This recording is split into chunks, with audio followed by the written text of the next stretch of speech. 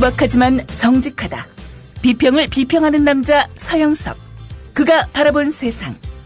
사설과 칼럼을 통해 오늘을 짚어본다. 서영석의 라디오 비평.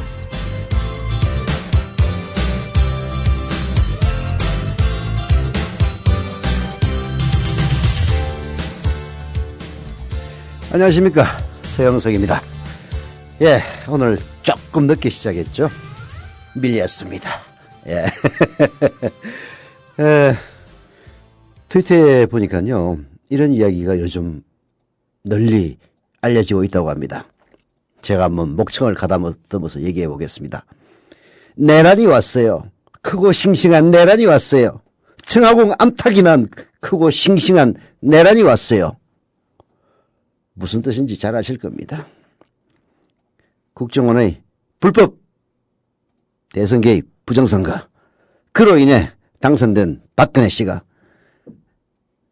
국정원 부정선거로 불붙는 민심을 그야말로 호도시키기 위해서, 박근혜 대통령이 시켰는지 안 시켰는지는 모르겠습니다만은, 국정원이 알아서 기었는지는 모르겠습니다만은, 내란 업무 사건이라고 하는 기상천외한 카드를 들고 나온 국정원에 대한 비아냥입니다. 내란이 왔어요.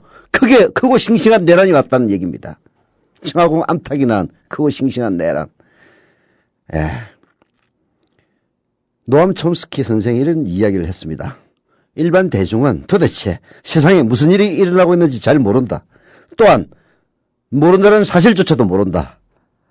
라고 얘기를 한 적이 있죠. 그렇지만 다행스럽게도 우리 국민들은 이석기 광풍 속에서도 이 땅의 극우 세력들이 극자를 빌미로 살아나려는 그런 움직임을 보이면서 서로 간 적대적 공생관계를 맺고 있다는 점을 이해하고 있다는 점이 그나마 위안입니다. 국정원의 대선 불법 개입 부정선거는 어떤 광풍으로도 묻혀서는 안 되고 묻히지도 않을 겁니다. 많은 국민들은 하필 이 시점에 국정원 개헌 이후 최대의 공안 사건이 대대적인 압수수색과 함께 모습을 드러낸 게 스스로를 구제하려는 국정원의 공작이라고 생각하고 있습니다. 남북 정상회담 대화록을 비밀 등급을 낮춰가면서까지 전격 공개해서 국정원 개혁에 쏠려있던 사회적 관심을 NLL 논란으로 바꾸대더니 이번에는 국회의원이 낀 희대의 공안 사건을 이용해서 국정원의 정치 개입 책임을 피해가려 한다는 점을 우리 국민들이 간파하고 있다는 말입니다. 지금은 잠시 이 광풍 속에서 수면 아래로 가라앉았을지는 모르지만은 더 이상 정권 유지에 봉사하지 못하도록 국정원을 개혁해야 하자는 논의는 앞으로 분명 다시 부상할 겁니다.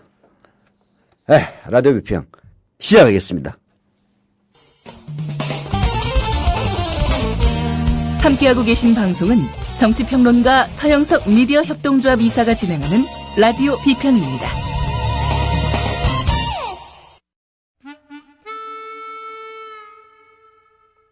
이 광고는 이름을 밝히지 않은 어느 국민TV 조합원이 제공한 광고입니다.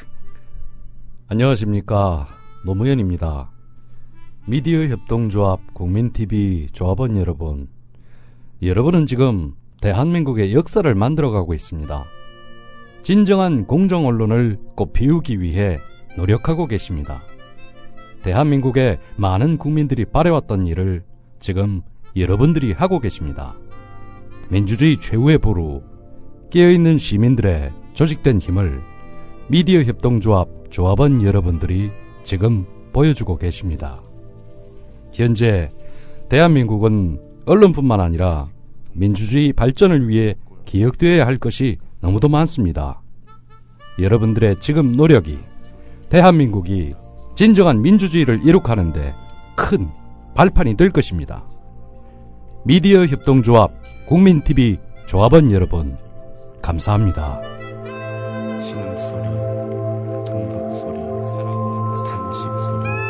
이 광고는 경기도 군포에 거주하는 한 국민TV 조합원이 조합원 배가운동의 일환으로 의뢰한 광고입니다. 여우처럼 쇼핑하자 폭스마켓. 국내 최저가 판매 나노 금칫솔. 오픈마켓 최저가보다도 더 싸다. 국민의 48%가 살 때까지 단돈 1만 원에 무조건 무료 택배로 드립니다. 치약의 혁명 N47 플라즈마 치약. 기면활성제, 방부제, 사카린을 전혀 사용하지 않았습니다. 일반 치과 판매가보다 무려 70% 저렴하게 드립니다. 국민TV와 함께하는 참 좋은 쇼핑몰 폭스마켓. 문의는 1566-5476. 검색창에 폭스마켓을 입력하세요. 폭스마켓.co.kr. 네. 국정원이 국가 최고 정보기관이 선거에 개입했다는 건요. 1996년 지금부터 무려 17, 18년 전 안기부 자금이 여당 선거에 동원됐다는 이른바 안풍 사건 이후 16년 만입니다. 국정원 개혁 국면에 터져나온 내란 업무 사건은 대형 공안 수사로 불리한 전국을 반전시키고 했던 1980년대 풍경의 재현입니다. 언론에 혐의 사실을 흘려 순쉴 틈 없이 여론을 몰아가는 것도 익숙하게 봐온 수법입니다. 이건 2011년 왕재산 사건에서도 마찬가지였어요. 국정원이 혐의를 입증할 유력한 증거로 꼽고 있는 녹취록이 통째로 언론에 유출되는 그런 일까지 벌어졌습니다. 그런데요, 하나만 제가 예를 딱 들죠. 1심의 사건이라고. 민노당 전 사무부총장과 중앙위원 등이 북한의 당원 신상 이런 정보를 제공했다는 사실이 드러나면서 민노당이 분열되는 도화선이 되기도 했던 그 1심의 사건. 나중에 대법원 판결 어떻게 난지 압니까? 이들이 북한에 넘겼다는 기밀의 상당수가 언론에 이미 공개된 것들이며 1심의 조직도 실체가 없다고 인정해 국정원이 부실 수사를 벌였다는 거센 비판을 불러오기도 했습니다. 이게 바로 국정원 실력입니다. 이정희 대표는 지금 단식 중이죠. 지금 통합진보당의 행보에 100% 동의할 수는 없는 일입니다만은 이 말은 맞는 말입니다. 이정희 대표 이런 얘기했습니다. 통합진보당은 관련자의 최소한의 방어권 보장과 사실관계의 공정한 확인을 위한 조치로 국정원에 왜곡 편집되지 않은 동영상 전체의 공개를 요구했다. 그러나 국정원은 정작 녹취록의 원본인 동영상은 공개하지 않은 상태에서 무분별한 여론재판이 벌어지고 있다. 이렇게 억울함을 호소했는데 맞는 얘기입니다. 국정원은 그런 식으로 녹취록을 흘려서 자기들에게 유리한 그런 정황을 조성하자 하지 말고 통합진보당 요구하고 있지 않습니까? 녹취록의 원본인 동영상을 공개하세요. 판단은 국민들이 합니다. 그런 식으로 자기에게 유리한 사건들만 슬슬 흘려가지고 하다간요, 나중에 진짜 국정원이 산산분해될 수도 있어요. 그냥 국정원이 개혁되는 정도가 아니라 아예 없애버릴 수도 있다는 얘기입니다. 정말로 민주주의를 훼손한 세력이 과연 누구인가? 한국일보 김범수 문화부 부장대우의 칼럼 소개해드리겠습니다. 며칠째 신문을 도배하다시피 하는 통합진보당의 이른바 아르오 사건 기사들에 놀라지 않을 수 없다. 내란 음모에서 시작해 폭탄, 총기, 전쟁 준비, 전기통신 분야 타격, 혁명의 교두보 등 공안 당국이 수집했다는 자료를 토대로 한 기사의 제목들이 한결같이 섬뜩하다. 그런데 희한하게도 이런 단어들을 접하고도 내란이 일어나 한국 사회가 혼돈에 빠질 것 같다는 불안도, 나라가 빨갱이들에 점령될지 모른다는 공포도 느껴지지 않는다. 용어 자체에는 놀라움을 금할 수 없지만 신문들이 굵은 활자로 과감하게 뽑아 쓰는 그 말들에서 마땅히 전달되어야 할 현실감을 느낄 수 없다.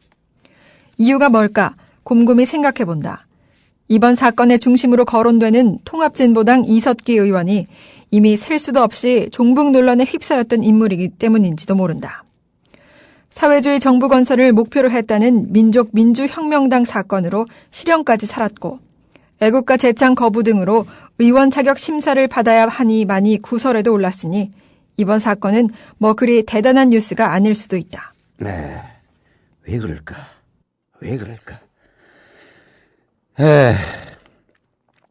김범수 한국일보 문화부 부장대우의 왜 그럴까? 핵심은 바로 다음에 있습니다. 30여 년 만에 부활했다는 내란 음모죄가 독재 정권 시절 민주화 세력을 탄압하기 위해 공안 당국이 정가의 보도처럼 휘둘렀던 죄명이 있던지도 모릅니다. DJ 김대중 전 대통령, 김대중 대통령은 이 죄명으로 군사재판에 회부돼서 사형 선고까지 받았지만 결국 대통령이 됐고 또 무죄 선고를 받았습니다. RO 사건을 발표한 국정원의 전신인 중앙정보부가 1974년 소위 인핵당 사건에 적용한 내란 예비, 내란 업무 혐의도 결국은 조작으로 드러났습니다. 더 직접적으로는 RO의 조직위원이라는 사람들이 쏟아냈다는 말들이 마치 자다가 봉창 두드리는 소리처럼 들렸기 때문일 수도 있습니다. 전쟁의 위협이 임박했다는 그들의 현실 인식에 전혀 공감할 수가 없는 데다가 장난감 총을 개조해 총기를 만들겠다거나 압력솥으로 폭탄을 만들어 무장한다는 이따위 이야기들은 결국 골목 전쟁놀이 수준의 대화로밖에 들리지 않기 때문이죠.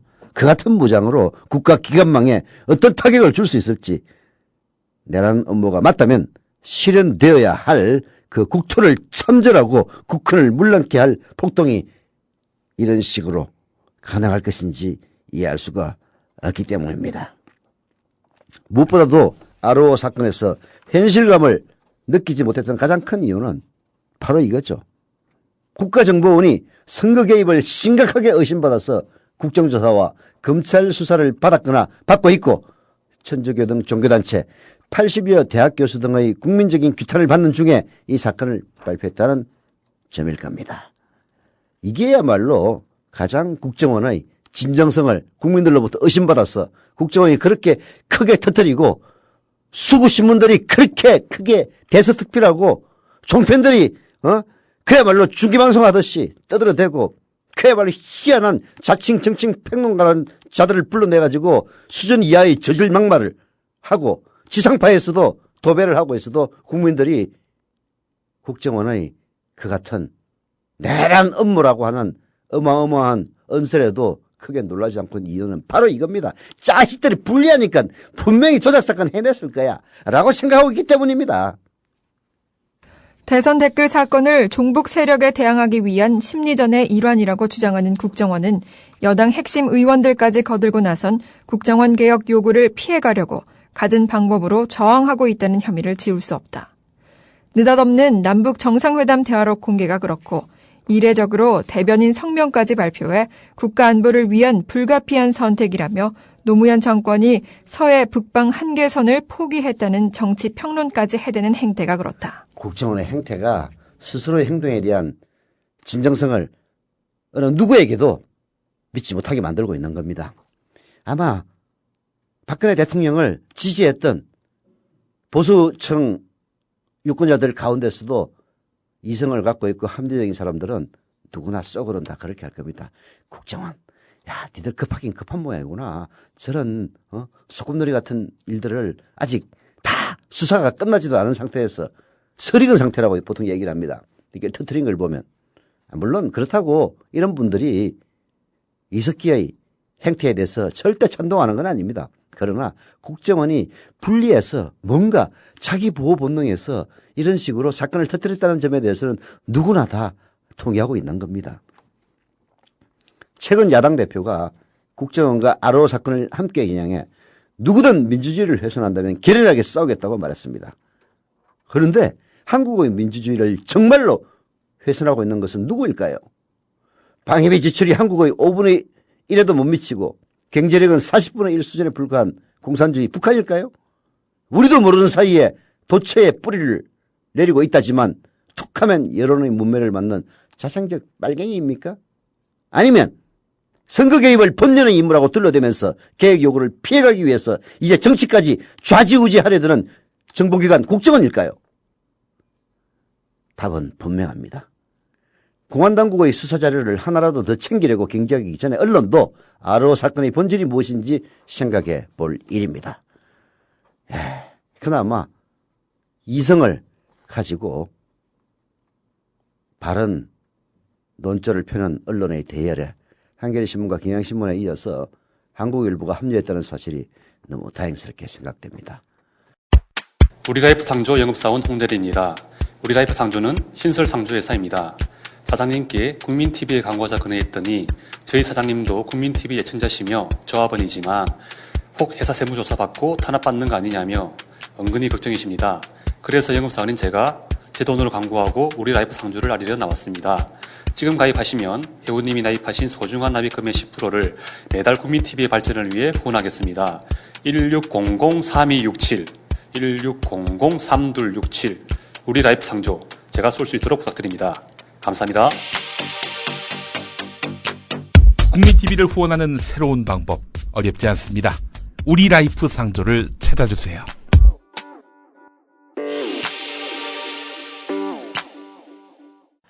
자, 경향신문이 샀을 새누리당 종북몰이로 사퇴의 본질을 호도하지 마라 라고 일갈했습니다.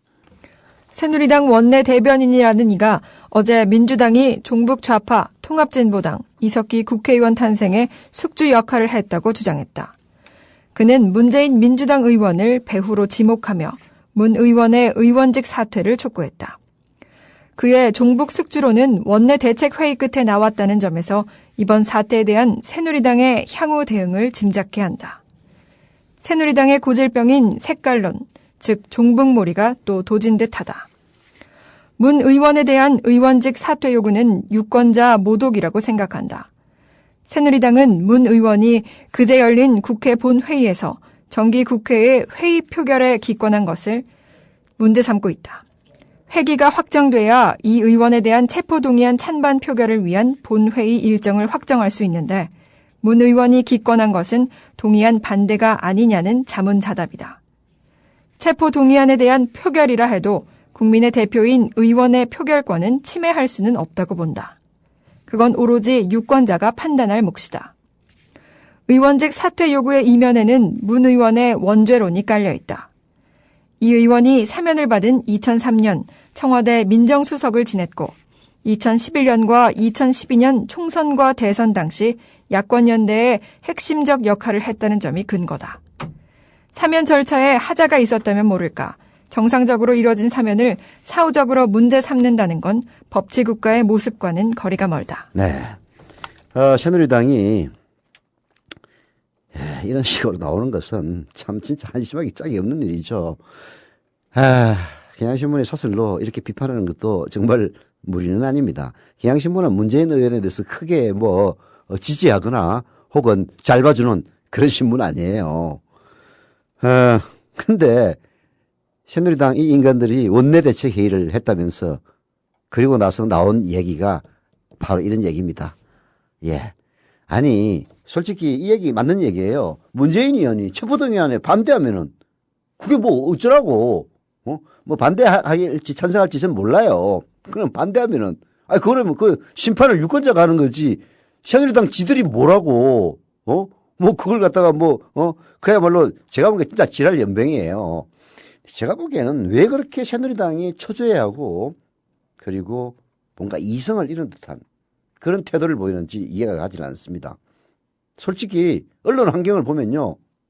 제가 아까도 지적을 했습니다마는 신문에서 한겨레신문, 경향신문, 최근에는 한국일보 이걸 제외하고는 거의 이석기가 대한민국을 말아먹을 듯한 그럴 기세로 어마어마한 믿거나 말거나 보도를 쏟아내고 있습니다. 방송으로 가보세요.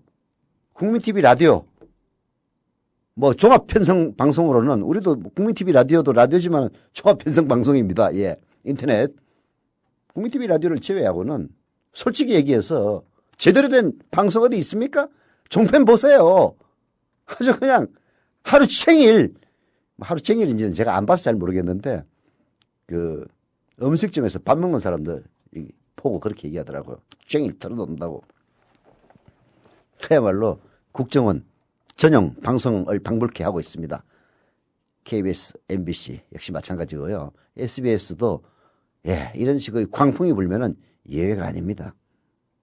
아니 그렇게 자기들에게 실드를 쳐주는 국정원가 혹시라도 국정원의 불법 대선 개입 부정선거가 박근혜 대통령 각하의 안위에 위해가 될까 봐서 이렇게 실드를 쳐주는 국정원 그리고 언론들이 존재하는데 왜 그렇게 회의를 하고 나면은 뭔가 초조하고 쫓기는 사람처럼 저렇게 국민들에게 욕들어 먹을 짓만 해대는지 이유를 잘 모르겠다는 얘기입니다. 야권연대의 책임론도 허망하다. 민주당이 야권연대를 한 것은 9년 역사의 진보 정당이지 개인 이석기가 아니다. 기술적인 문제로만 따져봐도 이 의원이 비례대표라는 점을 감안하면 민주당의 양보 결과로 이 의원이 탄생했다고 보기는 어렵다. 굳이 따지자면 이 의원의 탄생은 정당 명부제에 투표한 유권자의 몫이지 민주당 책임은 아니다. 더구나 이 의원 등에 대한 내사는 이명박 정권 시절인 3년 전 시작됐다. 그렇다면 이 의원이 국회에 입성할 때까지 이를 방치한 정부 당국이 반성해야지 그 책임을 민주당에만 미룰 일은 아니다. 새누리당은 종북 숙주론을 제기하기에 앞서 자기 눈에 들보부터 들여다보는 게 좋겠다. 성추행 국회의원이나 논문 표절 국회의원도 금배지를 떼지 못하고 출당이나 탈당으로 얼버무린 게 새누리당의 현 주소 아닌가. 오죽하면 새누리당 별명이 성누리당이겠습니까? 예? 새누리당은 스스로를 반성할 줄 알아야 됩니다. 아니 이석기 체포동의안 좋아요. 아니 뭐 혐의가 있어서 체포동의안이라는 거는 데리고 가가지고 판사 앞에 앉혀놓고 구속 적부심을 받겠다는 영장 발부 심사를 받겠다는 실질 심사를 받겠다는 그런 행동에 불과하니까 좋다 이거예요. 그러면은 모든 것은 법에 따라서 처리돼야지. 쥐들이 뭐라고 뭐 이석기를 쫓아내야 된다는 둥, 뭐 이석기를 갖다 만든 게 민주당이니까 니들이 책임지라는 둥, 이딴 식으로. 그런 식이면은 국정원의 불법 부정선거를 통해서 당선된 박근혜 쫓아내라고 민주당이 얘기한다면은 뭐라고 얘기할 거예요? 민주당이 입만 열면은 대선 불복이냐 라면서 그냥 연병을 떠는 그런 정당이 말입니다. 민주당도 마음에 들지 않아요. 오늘은 뭐 어땠는지 모르겠는데, 예? 어제 그런 소리 나오면 즉각 들고 일어나가지고, 야, 니들 무슨 소리 하는 거야? 우리 솔직히 판 깨기 싫어가지고 얘기는 안 하는데, 그런 식으로 얘기하면은 박근혜 물러나라고 얘기하는 국민 여론에 대해서는 어떻게 생각하셔? 이런 얘기 한마디 못하는 민주당 보면요. 진짜 꼴보기는 싫습니다만은 민주당이 꼴보기 싫다고 해서 새누리당의 황당한 짓이 용납되는 게 아닙니다. 마찬가지로 이석기가 황당하다고 해서 그야말로 국정원의 그 불법하고도 무도한 선거개입 행위가 정당화되는 거 아닙니다. 문 의원과 야당 책임론은 정치적 고비 때마다 색깔론을 활용해온 새누리당의 현명함 이상도 이하도 아니다. 이석기 의원과 그의 지지 세력이 용인되지 못할 행동을 했다손 치더라도 그 책임을 야권 전체로 돌리려는 건 신판 연좌제이자 사태의 본질을 호도하는 처사다. 과함은 모자람만 못하다. 이 의원을 비롯한 시대착오적 친북 집단의 행태는 비난받아야 마땅하지만 이를 빌미로 야당과 비판 세력에 빨간 딱지를 붙이려는 종북몰이는 결국 새누리당의 부메랑으로 돌아올 수밖에 없다. 당장 개문 발참한 한 채 헛돈은 정기국회를 비롯한 향후 전국 운영의 보탬이 될 리 만무하다.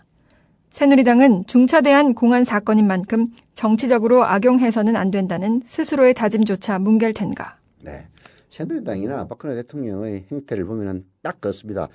야, 이거 하지 말자 해놓고 지들이 제일 먼저 거짓합니다. 정말 짜증나는 정당이에요. 저런 정당이 대한민국의 제1당이라는 것 자체가 정말 혐오스럽습니다. 솔직히 요즘은 그래요. 하는 짓거리들 보면은 혐오스럽습니다. 이건 뭐 밉지도 않아요. 그냥 그 자체입니다. 네. 제발 좀 그런 국민의 시선을 받지 않도록 제대로 된 집권 여당의 행태를 보여주기를 당부하면서 유사하게요. 한겨레신문에서도 새누리당의 마녀사냥식 정치공세는 자제해야 된다는 사설을 실었습니다. 새누리당이 이석기 의원 사건을 야권 연대 탓으로 돌리는 엉뚱한 주장을 하거나 통합지부당 해상과도 같은 섣부른 색깔론을 내놓는 것은 공당답지 못하다고 지적을 하고 있습니다.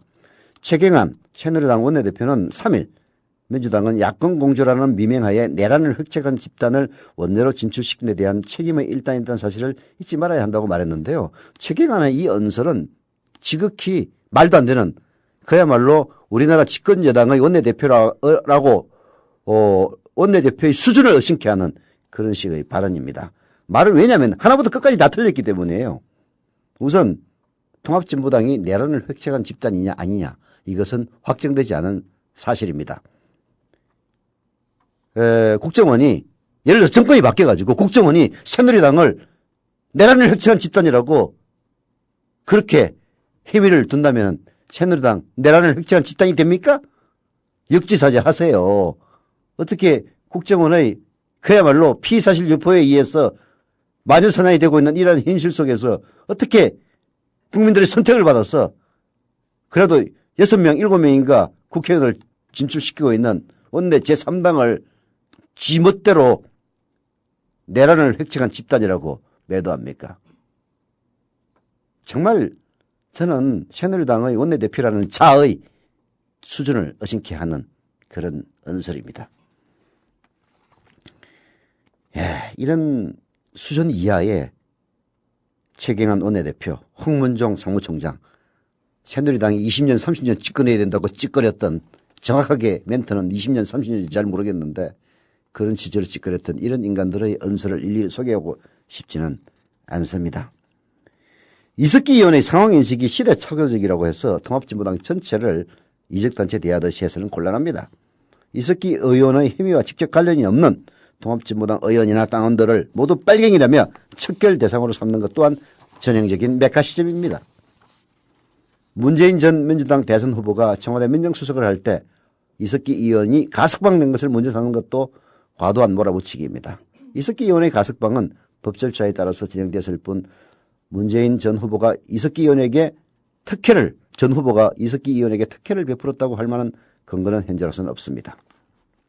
이석기 의원 사건은 국회가 체포동의안 표결을 앞두는 등 법이 정한 절차에 따라서 진행되고 있습니다. 정치권은 필요한 경우 조치를 취해가면서 차분히 이를 지켜보면 됩니다. 새누리당이 이 사건을 기화로 온갖 군대를 들쑤시며 과도한 마녀사냥식 여론몰이를 하는 것은 민주사회를 책임지는 집권당의 모습도 아니고요. 무엇보다도 국정원의 선거 개입의 결과 박근혜 대통령이 당선됐다는 국민들의 의심을 더 키우는 자성자박 자충수일 수밖에 없다는 점을 경고해 둡니다. 남는 시간 동안 IMPT의 친일파 김성수를 미화 왜곡하는 동아일보 인천상이라는 칼럼을 소개해드리겠습니다.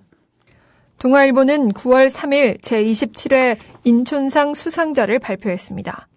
인촌상은 동아일보 설립자 인촌 김성수의 이름을 딴 상으로 동아일보는 민족의 지도자 인촌 김성수 선생의 유지를 기리기 위해 1987년부터 인촌상을 제정해 시상하고 있다고 밝히고 있습니다. 인촌 김성수를 민족 지도자라고 내세우는 그 자체도 어이없지만 김성수의 유지를 기리기 위해서라는 말에서는 말문이 막힐 지경입니다. 인촌 김성수가 과연 민족의 지도자이고 그의 유지를 지금껏 받들어야 할 가치가 있는지 눈으로 확인해보고 평가하기 바랍니다. 김성수와 같은 친일파의 가장 큰 특징은요. 일제가 만든 관변단체에 하나같이 이름을 올려놓고 있다는 점입니다.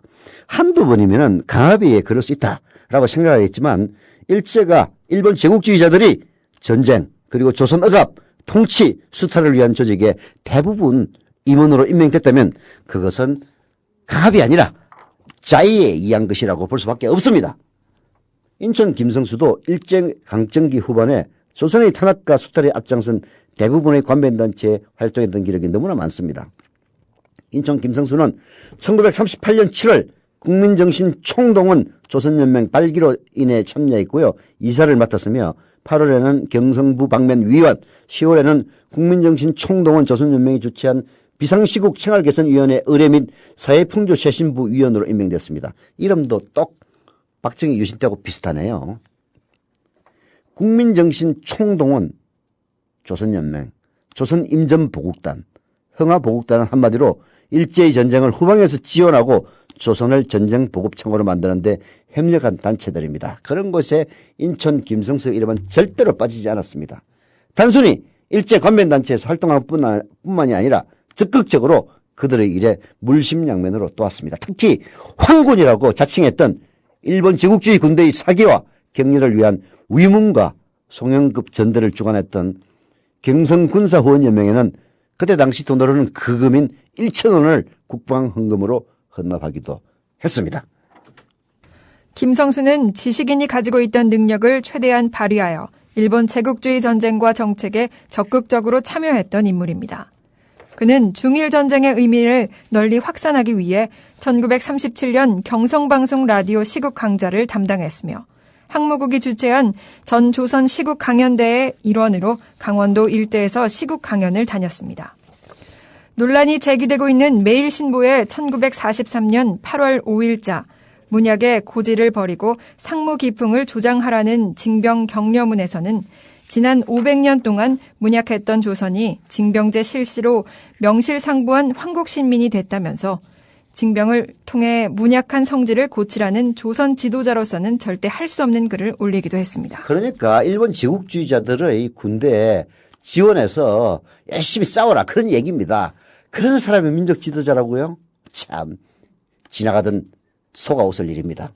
그런데 뉴라이트 성향의 고교 한국사 교과서인 교학사 교과서에서는 어떻게 기술되어 있느냐? 역사 왜곡입니다. 예. 1940년 8월 일제가 동아일보를 강제 폐간시키자 사주인 김성수는 고향으로 돌아가 광복대까지 응거했다. 일제로부터 창씨개명을 강요당하였으나 거절하였고 일제가 주는 자기도 거절하였다. 이렇게 얘기를 하고 있는데요. 실제로 김성수의 친일은 오히려 동아일보 강제 폐간 이후에 두드러졌다고 합니다. 앞서 말한 친일단체에 1938년 이후에 가입한 사진을 봐도 잘 알 수가 있죠. 예. 어떤 사람들은 인천 김성수가 매일신보에 기고했던 아까 문약의 고지를 버리고 상무기풍을 조장하는 글이 명예만 빌려준 글이라고도 하는데요. 전혀 그렇지 않습니다. 예. 일제를 찬양하며 어린 학생을 죽음의 전쟁터로 내본 사람이 과연 민족 지도자를 할 수 있느냐? 이런 점은 우리가 정말 한번 반문해 봐야 될 질문입니다. 인천상 폐지돼야 할 부끄러운 우리의 역사입니다. 라고 IMPT가 얘기를 하고 있는데요. 참 진짜 부끄러운 대한민국입니다. 예. 라디오 비평 오늘 순서 여기서 마치겠습니다.